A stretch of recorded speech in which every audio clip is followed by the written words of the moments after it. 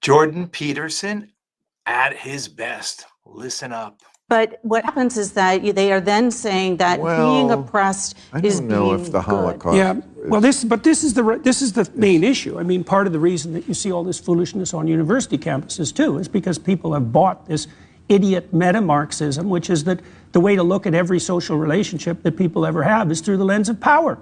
And that is, we can put that squarely at the feet of the universities, as far as I'm concerned, is, marriage is a patriarchal institution, and business is nothing but oppression, and you have to view every single situation that emerged historically as oppressor versus oppressed. And then once you get that, which you can get in about 2 minutes if you sit in a course that teaches that sort of thing, you have a lens to moralize about the whole world through. And then you see the situation is that the leftists have already decided the Palestinians are the victims. And as you pointed out, if you're a victim, then you're morally righteous. And even more conveniently, if you stand for the victim, then you're morally righteous, regardless of what you do with your own life.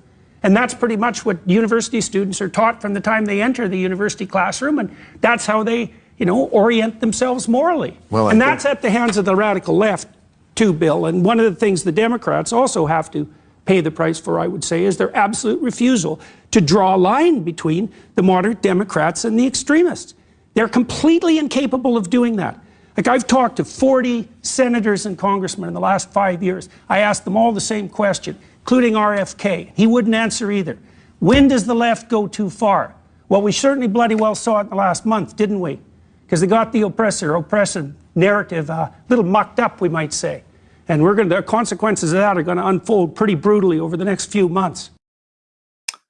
So the problem, we understand, if a relationship and social relationships are all about power, then it's an unhealthy relationship. But what is healthy relationships? What is a good social construct? How about a reciprocal one?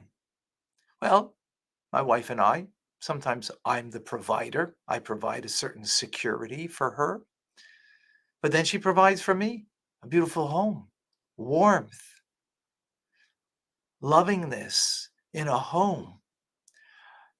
The human condition is that we all need to be givers and takers. Sometimes we are a recipient in the relationship, and sometimes we give in the relationship.